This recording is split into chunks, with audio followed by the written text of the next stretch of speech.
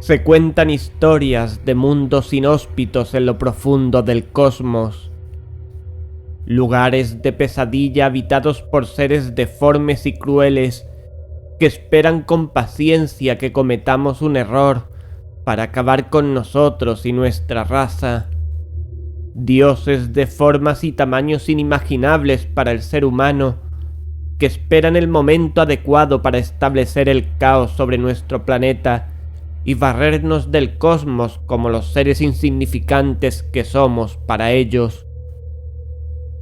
He escuchado a lo largo de mi vida muchas de estas historias y ahora quiero compartirlas con vosotros para que seáis conscientes del mal que nos acecha continuamente en cualquier lugar.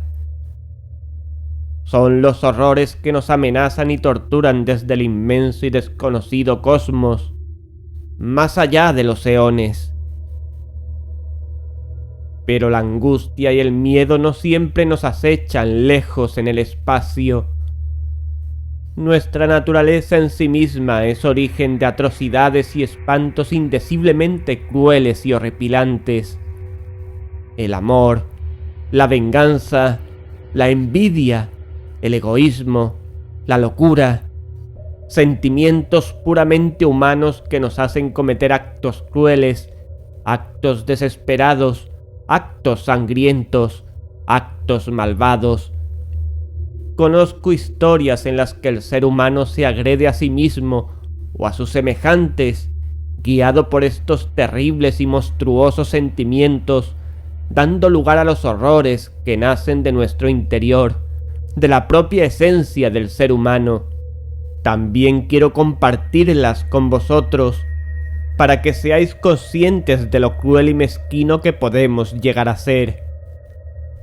Vivimos en un mundo de horror global, en el que constantemente nos amenazan terribles y espantosas fuerzas provenientes del cosmos desconocido o la propia naturaleza del ser humano. Si os atrevéis a escuchar las historias que os contaré, al menos sabréis a qué enfrentaros o cómo hacerlo. Veo que estáis dispuestos y eso me alegra mucho, porque no hay bien más preciado en este mundo que el conocimiento. Ha llegado el momento que tanto deseamos. La oscuridad absoluta nos rodea. El silencio, un escalofrío de origen desconocido, os recorre la espalda sin saber por qué. En este preciso momento se acercan. Son ellas. ¡Rápido! Coged la caja de cerillas que tenéis a vuestro lado. ¡Encendedla! ¿Las veis? ¿Las sentís? Sí. Son las historias que viviremos juntos, a la luz de una vela.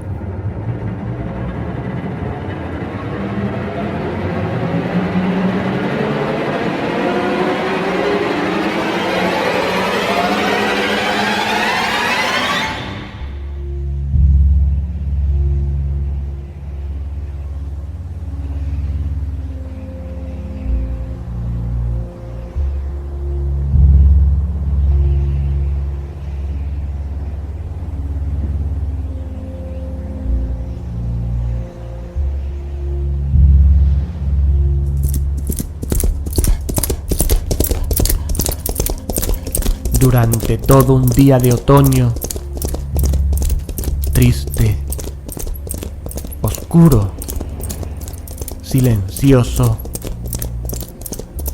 cuando las nubes se cernían bajas y pesadas en el cielo, crucé solo, a caballo, una región singularmente lúgubre del país, y al fin, al acercarse las sombras de la noche, me encontré a la vista de la melancólica Casa Acher.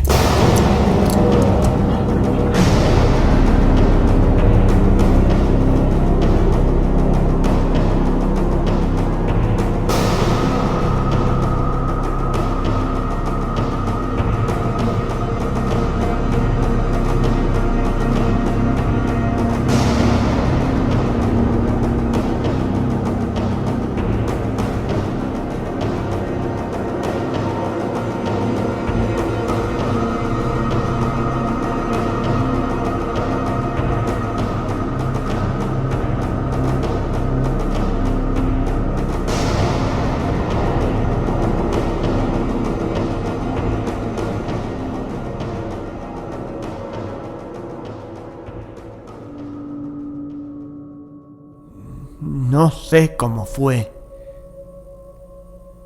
pero a la primera mirada que eché al edificio, invadió mi espíritu un sentimiento de insoportable tristeza. Digo insoportable porque no lo atemperaba ninguno de esos sentimientos semiagradables, por ser poéticos, con los cuales recibe el espíritu aun las más austeras imágenes naturales de lo desolado o lo terrible. Miré el escenario que tenía delante, la casa y el sencillo paisaje del dominio, las paredes desnudas, las ventanas como ojos vacíos, los ralos y siniestros juncos y los escasos troncos de árboles agostados, con una fuerte depresión de ánimo, únicamente comparable como sensación terrena al despertar del fumador de opio, la amarga caída en la existencia cotidiana, el horrible descorrerse del velo. Era una frialdad, un abatimiento, un malestar del corazón, una irremediable tristeza mental que ningún acicate de la imaginación podía desviar hacia forma alguna de lo sublime. ¿Qué era? Me detuve a pensar. ¿Qué era lo que así me desalentaba en la contemplación de la casa Acher? Misterio insoluble. Y yo no podía luchar con los sombríos pensamientos que se congregaban a mi alrededor mientras reflexionaba. Me vi obligado a incurrir en la insatisfactoria conclusión de que mientras hay, fuera de toda duda, combinaciones de simplísimos objetos naturales que tienen el poder de afectarnos así, el análisis de este poder se encuentra aún entre las consideraciones que están más allá de nuestro alcance. Era posible, reflexioné, que una simple disposición diferente de los elementos de la escena, de los detalles del cuadro, fuera suficiente para modificar o quizá anular su poder de impresión dolorosa. Y procediendo de acuerdo con esta idea, empujé mi caballo a la escarpada orilla de un estanque negro y fantástico que extendía su brillo tranquilo junto a la mansión. Pero con un estremecimiento aún más sobrecogedor que antes, contemplé la imagen reflejada e invertida de los juncos grises y los espectrales troncos y las vacías ventanas como ojos.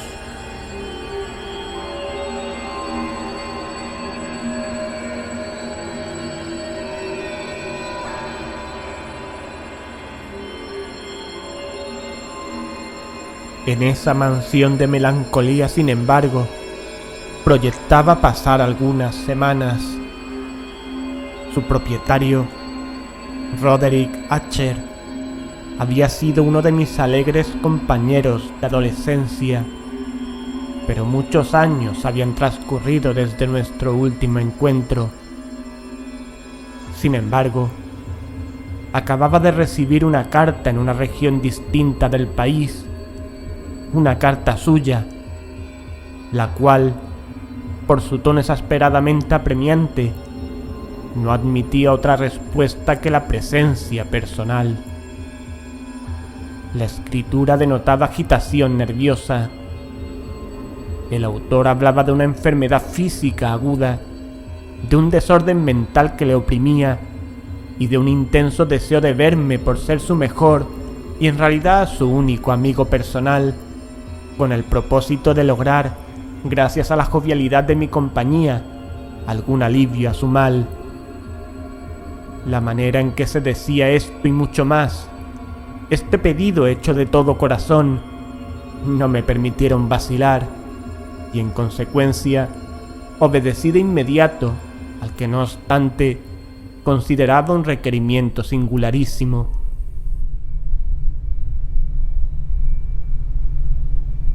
Aunque de muchachos habíamos sido camaradas íntimos, en realidad poco sabía de mi amigo. Siempre se había mostrado excesivamente reservado. Yo sabía, sin embargo, que su antiquísima familia se había destacado desde tiempos inmemoriales por una peculiar sensibilidad de temperamento, desplegada a lo largo de muchos años en numerosas y elevadas concepciones artísticas y manifestada recientemente en repetidas obras de caridad generosas, aunque discretas, así como en una apasionada devoción a las dificultades más que a las bellezas ortodoxas y fácilmente reconocibles de la ciencia musical.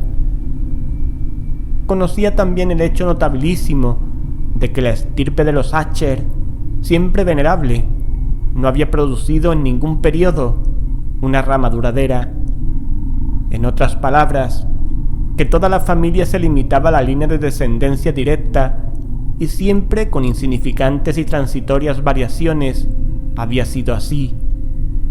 Esta ausencia, pensé, mientras revisaba mentalmente el perfecto acuerdo del carácter de la propiedad con el que distinguía a sus habitantes, reflexionando sobre la posible influencia que la primera, a lo largo de tantos siglos, podía haber ejercido sobre los segundos. Esta ausencia, quizá de ramas colaterales, y la consiguiente transmisión constante de padre a hijo del patrimonio junto con el nombre, era la que al fin identificaba tanto a los dos, hasta el punto de fundir el título originario del dominio en el extraño y equívoco nombre de Casa Acher, nombre que parecía incluir, entre los campesinos que lo usaban, la familia y la mansión familiar.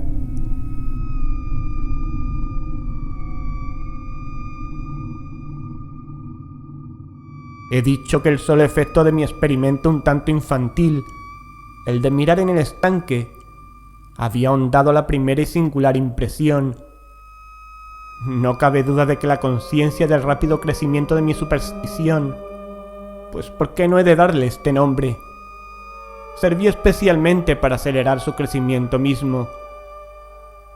Tal es, lo sé de antiguo, la paradójica ley de todos los sentimientos que tienen como base el terror.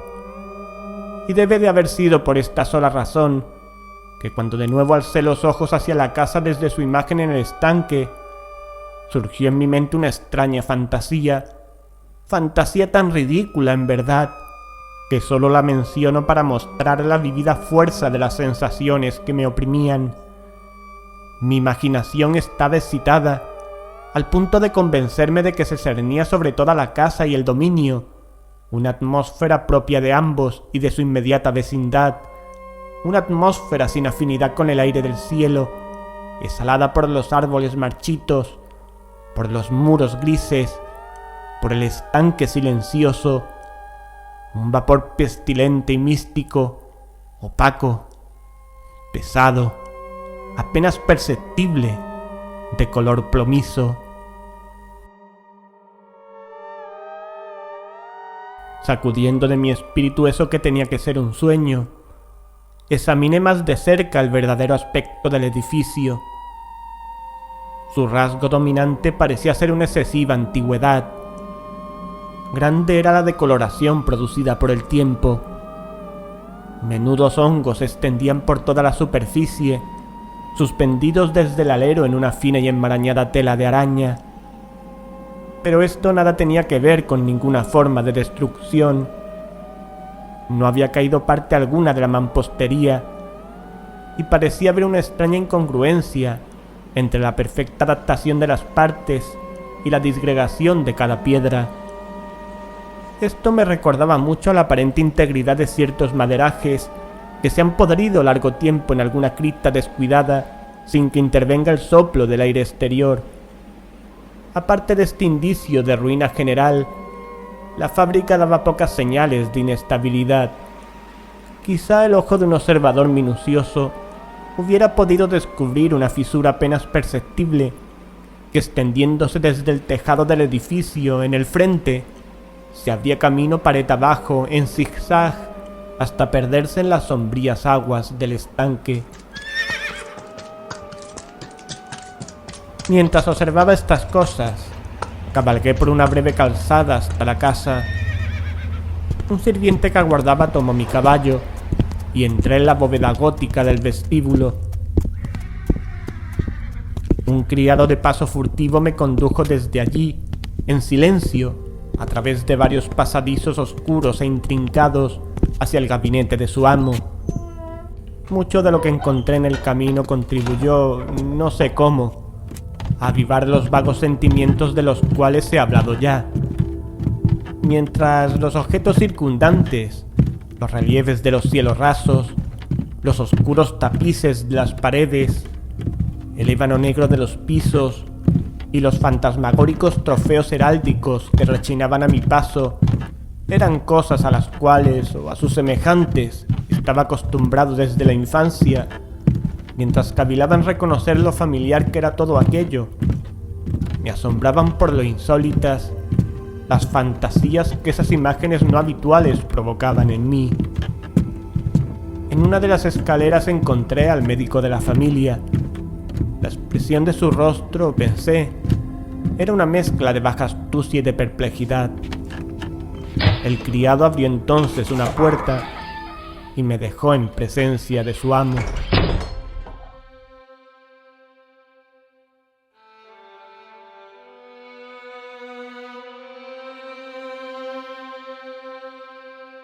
La habitación donde me hallaba era muy amplia y alta. Tenía ventanas largas, estrechas y puntiagudas, y a distancia tan grande del piso de roble negro que resultaban absolutamente inaccesibles desde dentro. Débiles fulgores de luz carmesí se abrían paso a través de los cristales enrejados y servían para diferenciar suficientemente los principales objetos. Los ojos, sin embargo, luchaban en vano para alcanzar los más remotos ángulos del aposento, a los huecos del techo abovedado y esculpido. Oscuros tapices colgaban de las paredes. El moblaje general era profuso, incómodo, antiguo y destartalado.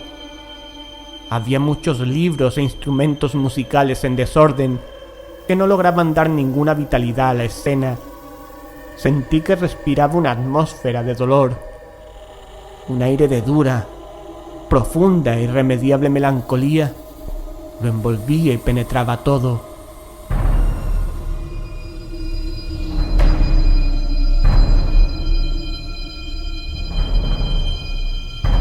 A mi entrada, Hatcher se incorporó de un sofá donde estaba tendido cuán largo era, y me recibió con calurosa vivacidad, que mucho tenía, pensé al principio, de cordialidad excesiva, del esfuerzo obligado del hombre de mundo en huye, pero una mirada a su semblante me convenció de su perfecta sinceridad.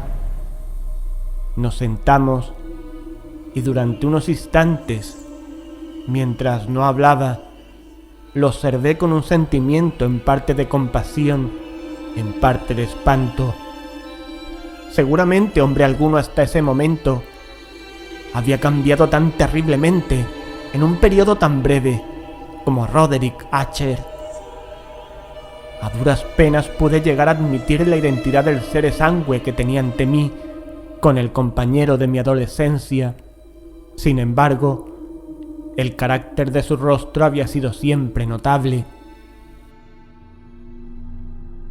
La tez cadavérica, los ojos grandes, líquidos, incomparablemente luminosos, los labios un tanto finos y muy pálidos, pero de una curva extraordinariamente hermosa, la nariz de delicado tipo hebreo, pero de ventanillas más abiertas de lo que es habitual en ellas, el mentón finamente modelado, revelador, en su falta de prominencia, de una falta de energía moral.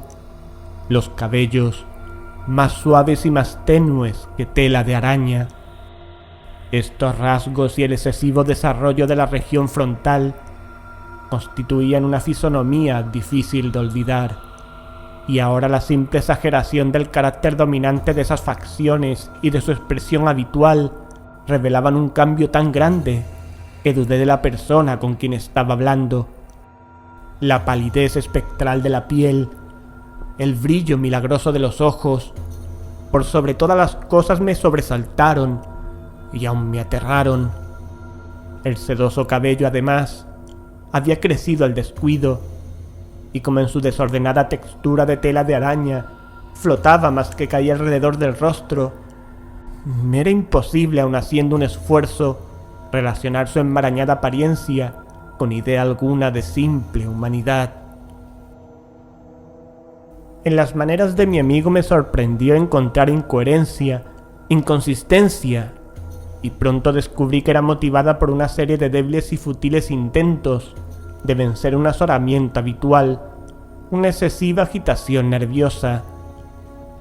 A decir verdad, ya estaba preparado para algo de esta naturaleza, no menos por su carta que por reminiscencias de ciertos rasgos juveniles y por las conclusiones deducidas de su peculiar conformación física y su temperamento.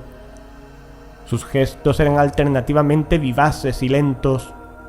Su voz pasaba de una indecisión trémula, cuando su espíritu vital parecía en completa latencia, a esa especie de concisión enérgica, esa manera de hablar abrupta, pesada, lenta, hueca, a esa pronunciación gutural, densa, equilibrada, perfectamente modulada, que puede observarse en el borracho perdido o en el opiómano incorregible durante los periodos de mayor excitación. Así me habló del objeto de mi visita, de su vehemente deseo de verme y del solaz que aguardaba de mí. Abordó con cierta extensión lo que él consideraba la naturaleza de su enfermedad. Es un mal constitucional y familiar, al que ya he renunciado a encontrar remedio.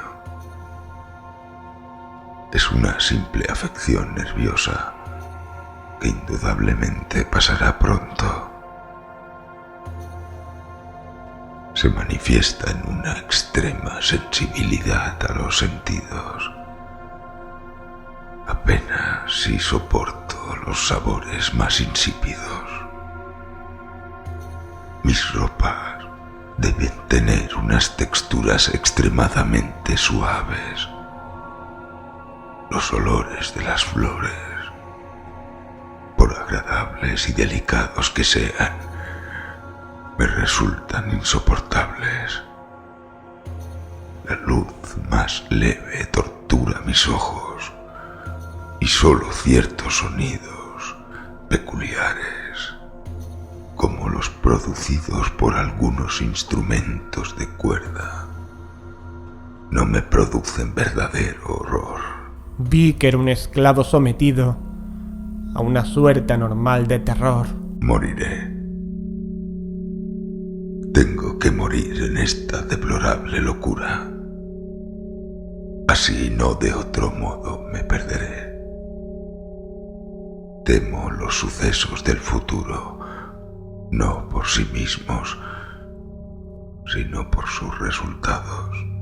Me estremezco pensando en cualquier incidente, aun en el más trivial, que pueda actuar sobre esta intolerable agitación. No aborrezco el peligro, como no sea por su efecto absoluto, el terror.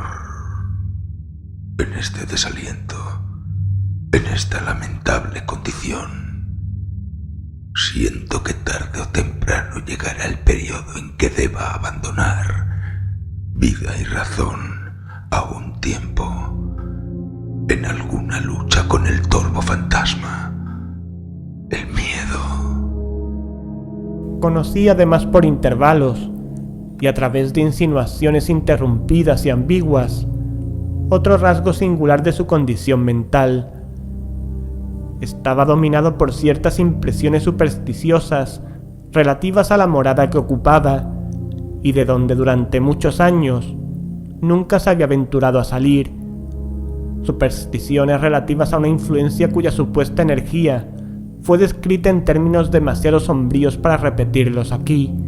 Influencia que algunas peculiaridades de la simple forma y material de la casa familiar habían ejercido sobre su espíritu, decía, a fuerza de soportarlas largo tiempo. Efecto que el aspecto físico de los muros y las torrecillas grises y el oscuro estanque en el cual estos se miraban había producido a la larga en la moral de su existencia. Admitía, sin embargo, aunque con vacilación, que podía buscarse un origen más natural y más palpable a mucho de la peculiar melancolía que así lo afectaba, la cruel y prolongada enfermedad, la disolución evidentemente próxima de una hermana tiernamente querida, su única compañía durante muchos años, su último y solo pariente sobre la tierra. Su muerte. Decía con una amargura que nunca podré olvidar. Su muerte hará de mí, el desesperado, el frágil, el último de la antigua raza de los Asher.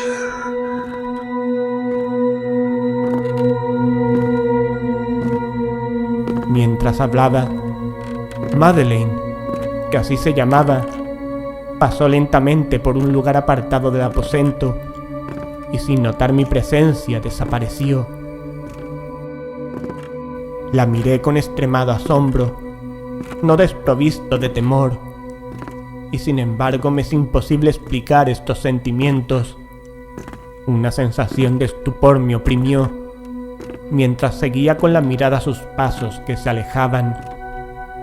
Cuando por fin una puerta se cerró tras ella, mis ojos buscaron instintiva y ansiosamente el semblante del hermano, pero éste había hundido la cara entre las manos, y solo pude percibir que una palidez mayor de la habitual se extendía en los dedos descarnados, por entre los cuales se filtraban apasionadas lágrimas.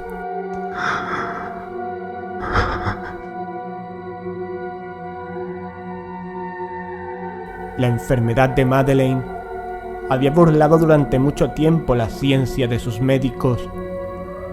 Una apatía permanente, un agotamiento gradual de su persona y frecuentes, aunque transitorios, accesos de carácter parcialmente cataléptico eran el diagnóstico insólito. Hasta entonces había soportado con firmeza la carga de su enfermedad, negándose a guardar cama, pero al caer en la tarde de mi llegada a la casa, sucumbió, como me lo dijo esa noche su hermano con inexpresable agitación, al poder aplastante del destructor, y supe que la breve visión que yo había tenido de su persona sería probablemente la última para mí, que nunca más vería a Madeleine, por lo menos en vida.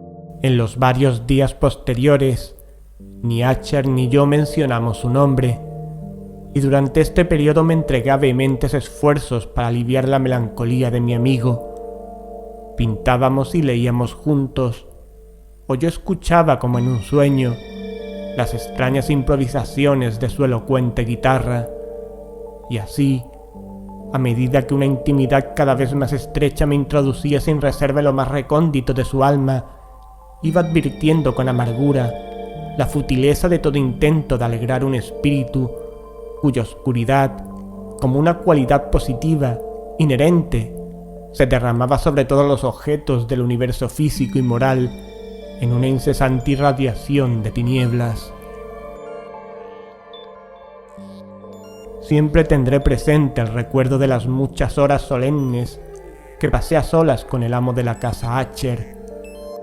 Sin embargo, fracasaría en todo intento de dar una idea sobre el exacto carácter de los estudios o las ocupaciones a los cuales me inducía o cuyo camino me mostraba. Una idealidad exaltada, enfermiza, arrojaba un fulgor sulfúreo sobre todas las cosas.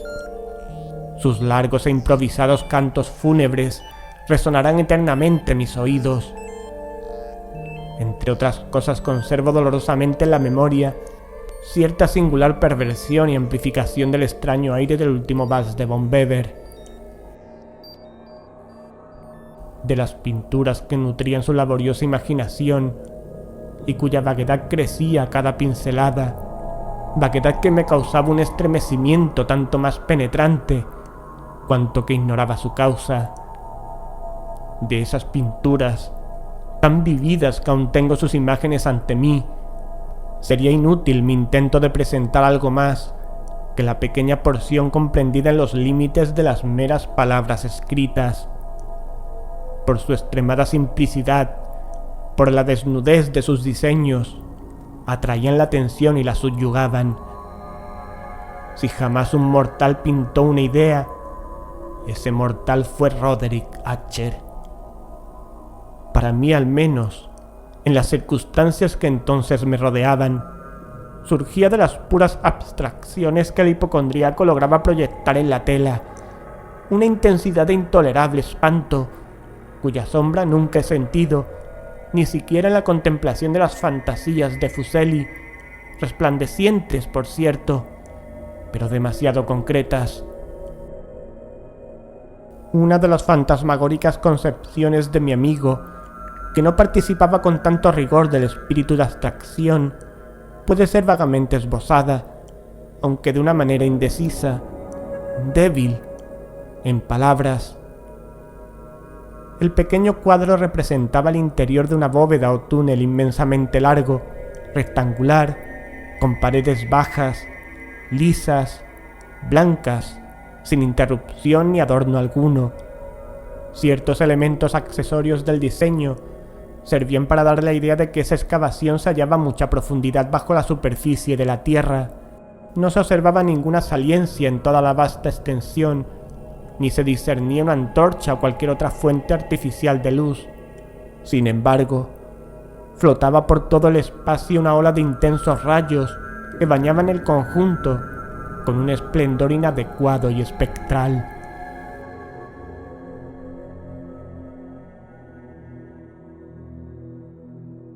He hablado ya de ese estado mórbido del nervio auditivo que hace intolerable al paciente toda música, con excepción de ciertos efectos de instrumentos de cuerda. Quizá los estrechos límites en los cuales se había confinado con la guitarra fueron los que originaron en gran medida el carácter fantástico de sus obras, pero no es posible explicar de la misma manera la fogosa facilidad de sus improntus. Debían de ser, y lo eran, tanto las notas como las palabras de sus extrañas fantasías, pues no pocas veces acompañaba con improvisaciones verbales rimadas. Debían de ser los resultados de ese intenso recogimiento y concentración mental a los cuales he aludido antes, y que eran observables solo en ciertos momentos de la más alta excitación mental. Recuerdo fácilmente las palabras de una de esas rapsodias. Quizá fue la que me impresionó con más fuerza cuando la dijo, porque en la corriente interna o mística de su sentido creí percibir, y por primera vez, una acabada conciencia por parte de Ascher de que su encumbrada razón vacilaba sobre su trono. Los versos, que él tituló El Palacio Encantado, decían poco menos así: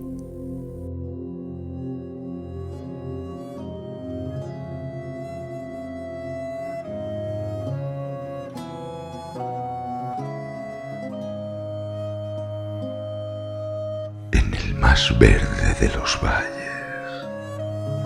que habitan ángeles benéficos, erguíase un palacio lleno de majestad y hermosura. Dominio del rey pensamiento allí se alzaba, y nunca un serafín batió sus alas sobre cosa tan bella. Amarillos pentones sobre el techo flotaban, áureos y gloriosos. Todo eso fue hace mucho, en los más viejos tiempos, y con la brisa que jugaba en tan gozosos días por las almenas se expandía una fragancia alada, y los que erraban en el valle por dos ventanas luminosas a los espíritus veían danzar al ritmo de laudes en torno al trono donde, por Filogéneto, envuelto en merecida pompa, sentabas el señor del reino. Y de rubíes y de perlas era la puerta del palacio, de donde como un río fluían centelleando los ecos de gentil tarea, la de cantar con altas voces el genio y el ingenio de su rey soberano. Mas criaturas malignas invadieron, vestidas de tristeza aquel dominio. ¡Ay, duelo y luto! Nunca más nacerá otra alborada. Y en torno del palacio, la hermosura que antaño florecía entre rubores es sólo una olvidada historia, sepulta en viejos tiempos.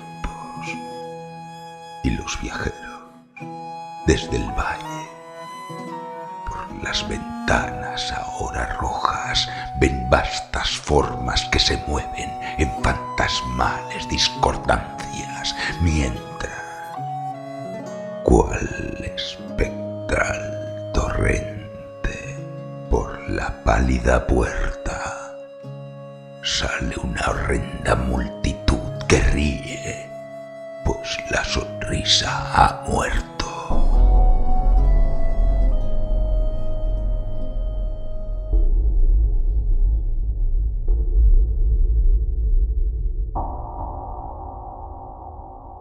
Recuerdo bien que las sugestiones nacidas de esta balada nos lanzaron a una corriente de pensamientos donde se manifestó una opinión de Asher que menciono no por su novedad, pues otros hombres han pensado así, sino para explicar la obstinación con que la defendió. En líneas generales afirmaba la sensibilidad de todos los seres vegetales, pero en su desordenada fantasía, la idea había asumido un carácter más audaz e invadía bajo ciertas condiciones el reino de lo inorgánico. Me faltan palabras para expresar todo el alcance o el vehemente abandono de su persuasión. La creencia, sin embargo, se vinculaba, como ya lo he insinuado, con las piedras grises de la casa de sus antepasados. Las condiciones de la sensibilidad habían sido satisfechas, imaginaba él, por el método de colocación de esas piedras, por el orden en que estaban dispuestas, así como por los numerosos hongos que las cubrían y los marchitos árboles circundantes, pero sobre todo por la prolongación inmodificada de este orden y su duplicación en las quietas aguas del estanque. La evidencia de esa sensibilidad podía comprobarse, dijo, y al oírlo me estremecí, en la gradual pero segura condensación de una atmósfera propia en torno a las aguas y a los muros. El resultado era discernible, añadió, en esa silenciosa, mas importuna y terrible influencia que durante siglos había modelado los destinos de la familia, haciendo de él eso que ahora estaba lloviendo, eso que él era. Tales opiniones no necesitan comentario, y no haré ninguno.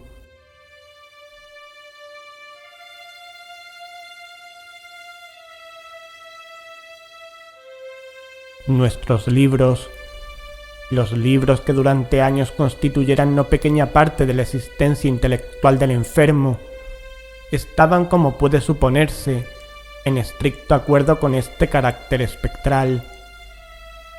Estudiábamos juntos obras tales como el Berberet Chartres de Gresset, el Belfegor de Maquiavelo, Del cielo y del infierno de Swedenborg, el viaje subterráneo de Nicholas Klimt de Holberg, La quiromancia de Robert Fludd de Jindin Daginey de la Chambré, El viaje a la distancia azul de Tieck y La ciudad del sol de Campanella.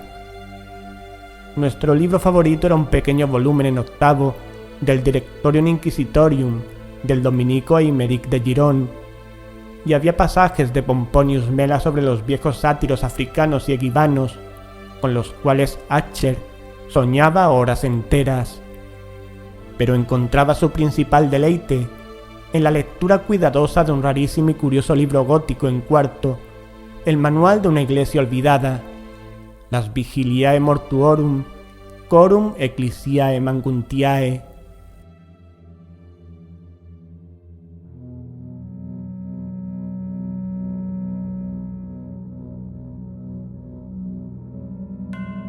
No podía dejar de pensar en el extraño ritual de esa obra y en su probable influencia sobre el hipocondríaco, cuando una noche, tras informarme bruscamente que Madeleine había dejado de existir, declaró su intención de preservar su cuerpo durante 15 días antes de su inhumación definitiva en una de las numerosas criptas del edificio. El humano motivo que alegaba para justificar esta singular conducta no me dejó en libertad de discutir. El hermano había llegado a esta decisión, así me dijo, considerando el carácter insólito de la enfermedad de la difunta, ciertas importunas y ansiosas averiguaciones por parte de sus médicos, la remota y expuesta situación del cementerio familiar. No he de negar que cuando evoqué el siniestro aspecto de la persona con quien me cruzara en la escalera el día de mi llegada a la casa, no tuve deseo de oponerme a lo que consideré una precaución inofensiva y en modo alguno extraña.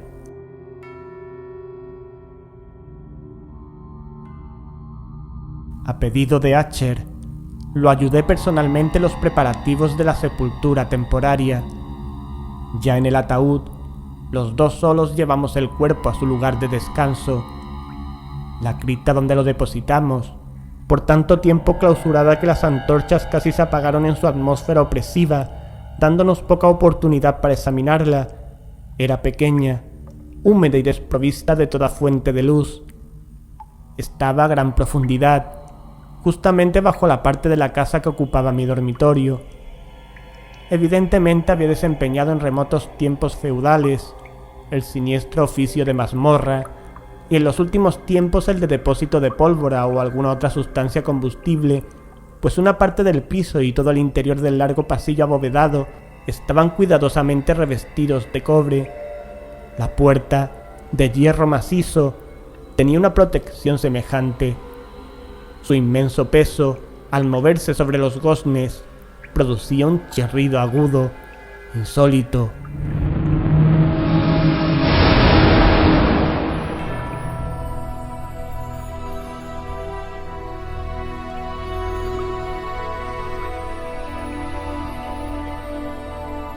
Una vez depositada la fúnebre carga sobre los caballetes, en aquella región de horror, retiramos parcialmente hacia un lado la tapa todavía suelta del ataúd y miramos la cara de su ocupante.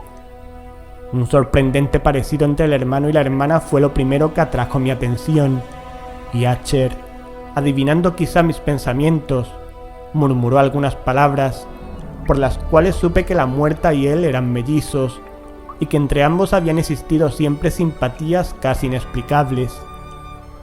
Nuestros ojos, sin embargo, no se detuvieron mucho en la muerta, porque no podíamos mirarla sin espanto.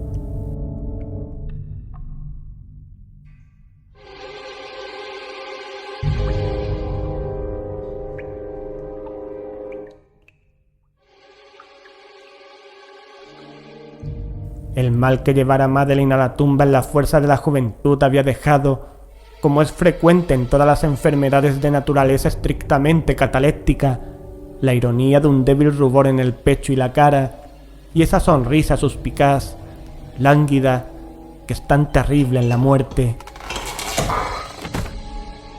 Volvimos la tapa a su sitio, la atornillamos y asegurada la puerta de hierro, emprendimos camino, con fatiga, hacia los aposentos apenas menos lúgubres de la parte superior de la casa.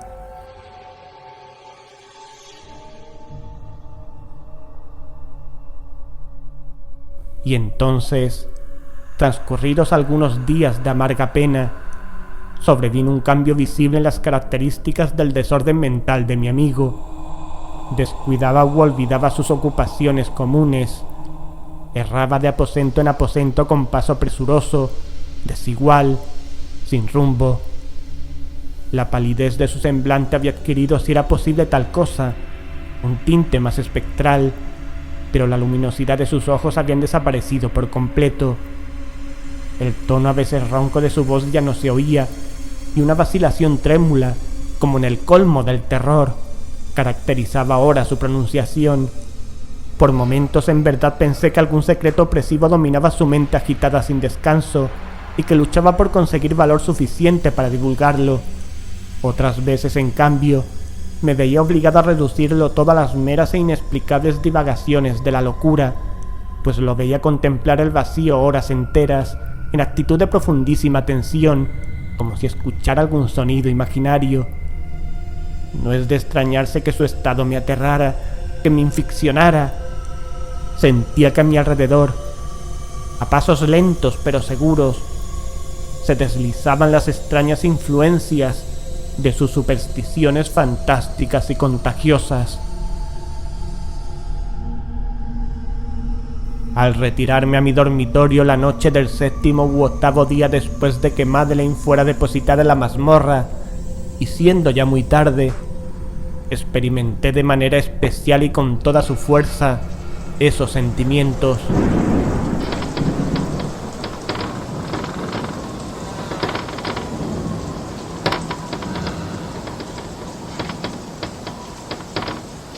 El sueño nos acercaba a mi lecho, y las horas pasaban y pasaban.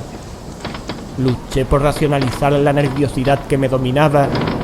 Traté de convencerme de que mucho, si no todo lo que sentía, era causado por la desconcertante influencia del lúgubre moblaje de la habitación, de los tapices oscuros y raídos que, atormentados por el soplo de una tempestad incipiente, se balanceaban espasmódicos de aquí para allá sobre los muros y crujían desagradablemente alrededor de los adornos del lecho. Pero mis esfuerzos eran infructuosos. Un temblor incontenible fue invadiendo gradualmente mi cuerpo, y al fin se instaló sobre mi propio corazón un incubo, el peso de una alarma por completo inmotivada. Lo sacudí, jadeando, luchando. Me incorporé sobre las almohadas, y mientras miraba ansiosamente en la intensa oscuridad del aposento, presté atención, ignoro por qué, salvo que me impulsó una fuerza instintiva, a ciertos sonidos ahogados, indefinidos, que llegaban en las pausas de la tormenta, con largos intervalos, no sé de dónde. Dominado por un intenso sentimiento de horror, inexplicable pero insoportable, me vestí a prisa, pues sabía que no iba a dormir más durante la noche. Intenté salir de la lamentable condición en que había caído, recorriendo rápidamente la habitación de un extremo al otro.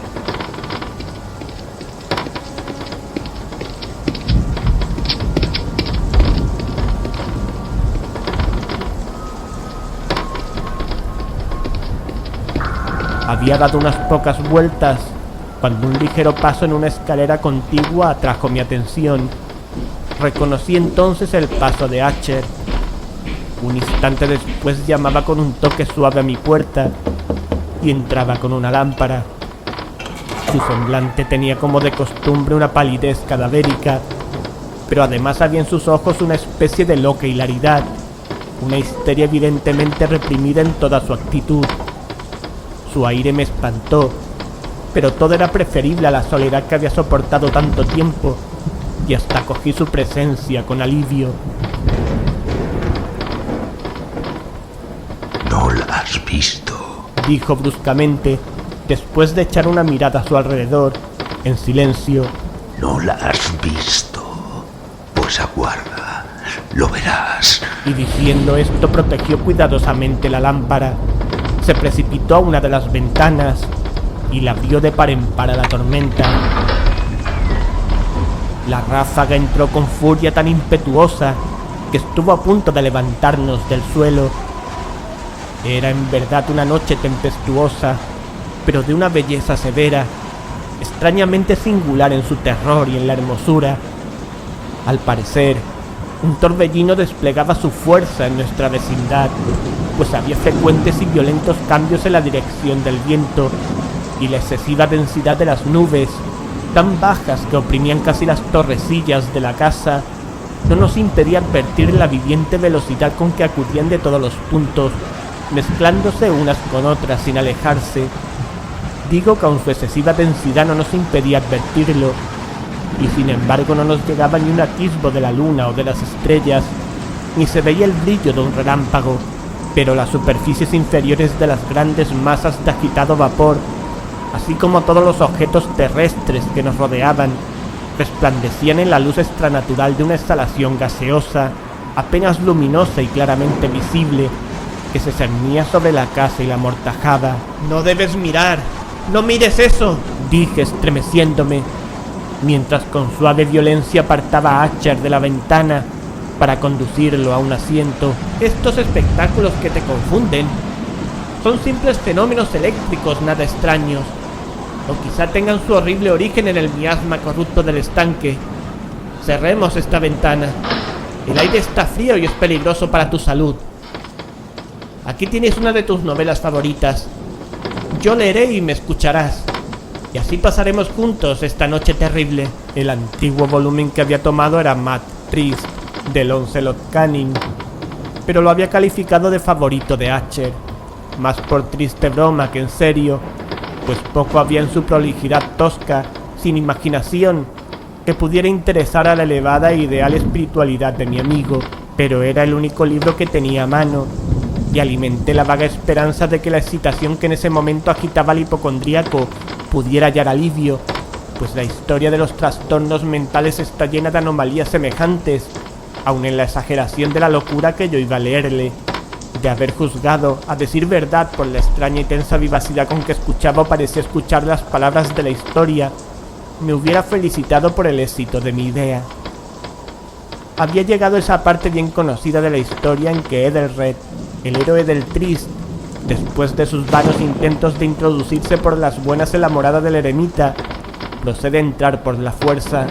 Aquí, se recordará, las palabras del relator son las siguientes: «Y Ethelred, que era por naturaleza un corazón valeroso y fortalecido, además, gracias al poder del vino que había bebido, no aguardó el momento de parlamentar con el eremita, quien en realidad era de índole obstinada y maligna, mas sintiendo la lluvia sobre sus hombros y temiendo el estallido de la tempestad, alzó resueltamente su masa y a golpes abrió un rápido camino en las tablas de la puerta para su mano con guantalete, y tirando con fuerzas y así, rajó, rompió, lo destrozó todo en tal forma que el ruido de la madera seca y hueca retumbó en el bosque y lo llenó de alarma».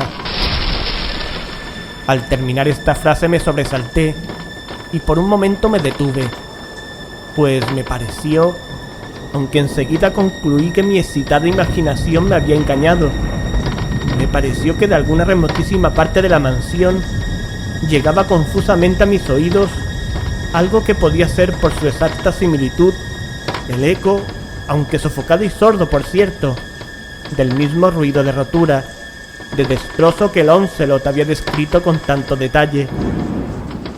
Fue sin duda alguna la coincidencia lo que atrajo mi atención, pues entre el crujir de los bastidores de las ventanas y los mezclados ruidos habituales de la tormenta creciente, el sonido en sí mismo nada tenía a buen seguro que pudiera interesarme o distraerme. Continué leyendo. «Pero el buen campeón Ethelred pasó la puerta y quedó muy furioso y sorprendido al no percibir señales del maligno eremita y encontrar en cambio un dragón prodigioso, cubierto de escamas, con lengua de fuego, sentado en guardia delante de un palacio de oro con piso de plata, y del muro colgaba un escudo de bronce reluciente con esta leyenda: quien entre aquí, conquistador será. Quien mate al dragón, el escudo ganará». Y Ethelred levantó su masa y golpeó la cabeza del dragón, que cayó a sus pies y lanzó su apestado aliento con un rugido tan hórrido y bronco, y además tan penetrante, que Ethelred se tapó de buena gana los oídos con las manos para no escuchar el horrible ruido, tal como jamás había oído hasta entonces. Aquí me detuve otra vez bruscamente, y ahora con un sentimiento de violento asombro, pues no podía dudar de que en esta oportunidad había escuchado realmente, aunque me resultaba imposible decir de qué dirección procedía. Un grito insólito, un sonido chirriante, sofocado y aparentemente lejano, pero áspero, prolongado, la exacta réplica de lo que mi imaginación atribuyera al extranatural alarido del dragón, tal como lo describía el novelista. Oprimido, como por cierto lo estaba desde la segunda y más extraordinaria coincidencia, por 1000 sensaciones contradictorias, en las cuales predominaban el asombro y un extremado terror, conservé sin embargo suficiente presencia de ánimo para no excitar con ninguna observación la sensibilidad nerviosa de mi compañero. No era nada seguro que hubiese advertido los sonidos en cuestión, aunque se había producido durante los últimos minutos una evidente y extraña alteración en su apariencia.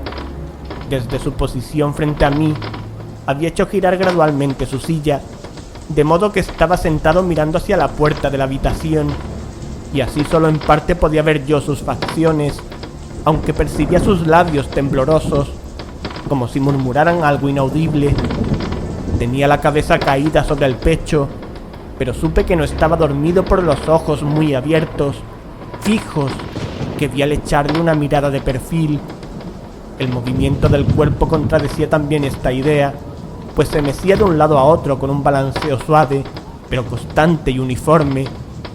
Luego de advertir rápidamente todo esto, proseguí el relato de Launcelot, que decía así: y entonces el campeón, después de escapar a la terrible furia del dragón, se acordó del escudo de bronce y del encantamiento roto. Apartó el cuerpo muerto de su camino y avanzó valerosamente sobre el argentado pavimento del castillo hasta donde colgaba del muro el escudo, el cual entonces no esperó su llegada, sino que cayó a sus pies sobre el piso de plata con grandísimo y terrible fragor. Apenas habían salido de mis labios estas palabras, cuando, como si realmente un escudo de bronce en ese momento hubiera caído con todo su peso sobre un pavimento de plata, percibí un eco claro, profundo, metálico y resonante, aunque en apariencia sofocado. Incapaz de dominar mis nervios, me puse en pie de un salto, pero el acompasado movimiento de Asher nos interrumpió. Me precipité al sillón donde estaba sentado. Sus ojos miraban fijos hacia adelante y dominaba su persona una rigidez pétrea. Pero cuando posé mi mano sobre su hombro, un fuerte estremecimiento recorrió su cuerpo. Una sonrisa malsana tembló en sus labios y vi que hablaba con un murmullo bajo, apresurado, ininteligible, como si no advirtiera mi presencia. Inclinándome sobre él muy cerca, bebí por fin el horrible significado de sus palabras. No lo oyes. Sí, no lo oigo y lo he oído. Mucho tiempo. Muchos minutos, muchas horas, muchos días lo he oído. Pero no me atrevía. Compadéceme, mísero de mí, desventurado. No me atreví a hablar. La encerramos viva en la tumba. No dije que mis sentidos eran agudos. Ahora te digo que oí sus primeros movimientos, débiles, en el fondo del ataúd. Los oí hace muchos días y no me atreví a hablar. Y ahora esta noche, Ethelred, la puerta rota del eremita, y el grito de la muerte del dragón, y el estruendo del escudo.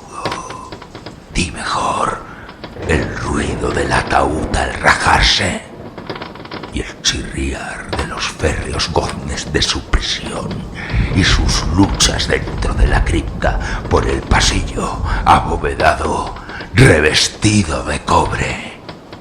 ¿A dónde huiré? No estará aquí pronto.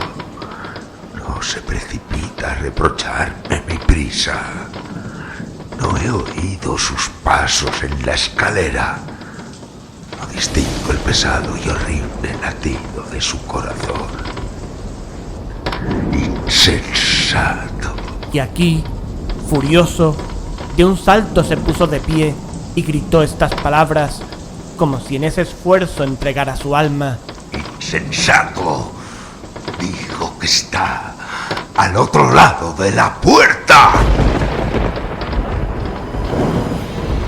Como si la sobrehumana energía de su voz tuviera la fuerza de un sortilegio, los enormes y antiguos batientes que Acher señalaba abrieron lentamente, en ese momento, sus pesadas mandíbulas de ébano.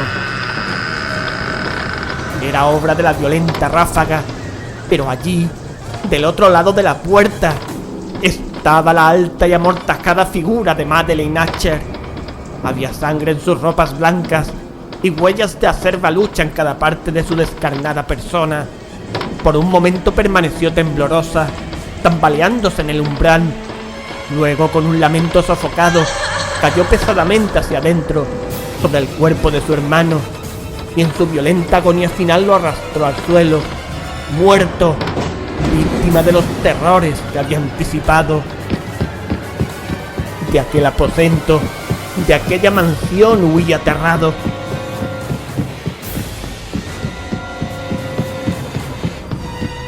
Afuera seguía la tormenta en toda su ira cuando me encontré cruzando la vieja avenida. De pronto surgió en el sendero una luz extraña y me volví para ver de dónde podía salir fulgor tan insólito, pues la vasta casa y sus sombras quedaban solas a mis espaldas. El resplandor venía de la luna llena, roja como la sangre, que brillaba ahora a través de aquella fisura casi imperceptible dibujada en zigzag desde el tejado del edificio hasta la base. Mientras la contemplaba, la figura se ensanchó rápidamente. Pasó un furioso soplo del torbellino. Todo el disco del satélite irrumpió de pronto ante mis ojos y mi espíritu vaciló al ver desmoronarse los poderosos muros.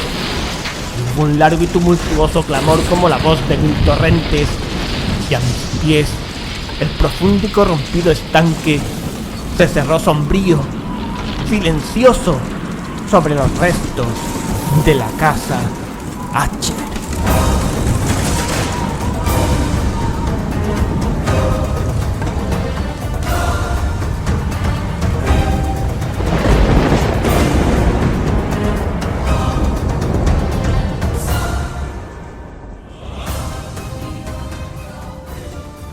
Esta noche han escuchado El hundimiento de la casa Acher por Edgar Allan Poe. Han intervenido en este relato Jordi Armisen como Roderick Acher, Antonio Reverte Lucena como narrador. Montaje Antonio Reverte Lucena. Masterización Miguel Ángel Pulido. Esta ha sido una producción realizada para el programa A la luz de una vela por Antonio Reverte Lucena. Antonio Reverte Lucena 2014.